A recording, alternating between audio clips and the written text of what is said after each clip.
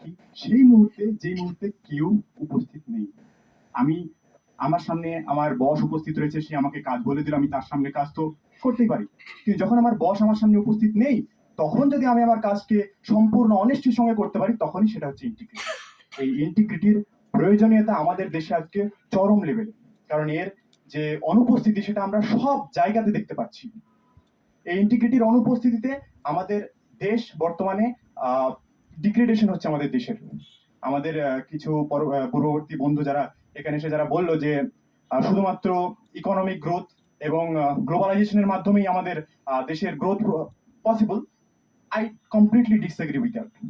It can't happen. We should work on individual integrity. আর আমরা যদি আমরা ইন্ডিভিজুয়াল ইন্টিগ্রিটির উপর কাজ না করি, কখনোই আমাদের দেশের গ্রোথ পসিবল না। একটা দেশের জিডিপি গ্রো করে কখন? জিডিপি গ্রো করে তখনই যখন দেশে কারাপশন থাকে না। এই কারাপশন আসে কোথা থেকে? যদি মূল জড়ে যায় তাহলে কি?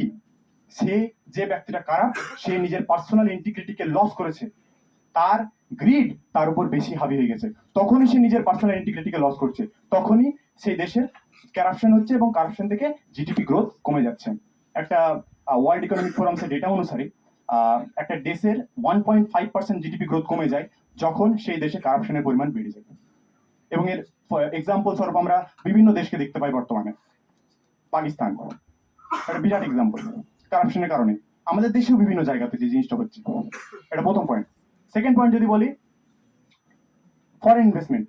ফরেন ইনভেস্টমেন্ট তখনই একটা দেশে বেশি হয় যখন সেই দেশে কারাপশনের পরিমাণ কম, সেই দেশে একটা ইন্টিগ্রিটির এনভায়রনমেন্ট তৈরি আছে, কালচার তৈরি আছে, তখনই সেই দেশে ফরেন ইনভেস্টমেন্ট আসে। ফরেন ইনভেস্টমেন্ট কখনোই আসতে পারে না সে একটা দেশে যে দেশে কালচারাল ইন্টিগ্রিটি নেই, কারণ সেই দেশের উপর ট্রাস্টের উপর বেস করে এগুলো হয়।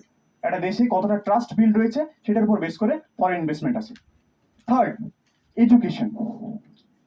এই এডুকেশনের মাধ্যমে কিন্তু আমরা ইন্টিগ্রিটিটা বিল্ড করতে পারি, কিন্তু ইন্টিগ্রিটি বিল্ড করতে গেলে এডুকেশন প্রয়োজন, সেই এডুকেশনের উপর আমরা কাজ করছি না বর্তমানে। এডুকেশন সিস্টেমটাকে সম্পূর্ণ গড়বড় করে দেওয়া হয়েছে। 1 থেকে 8 পর্যন্ত পাস ফেল নেই।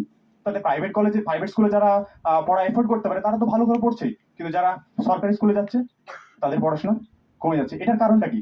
এটার কারণ হচ্ছে যারা উপরের লেভেলে আছে পলিটিক্যালি, তারা চাইছে না যে নিচের যে মানুষ তারা ভালোভাবে এডুকেট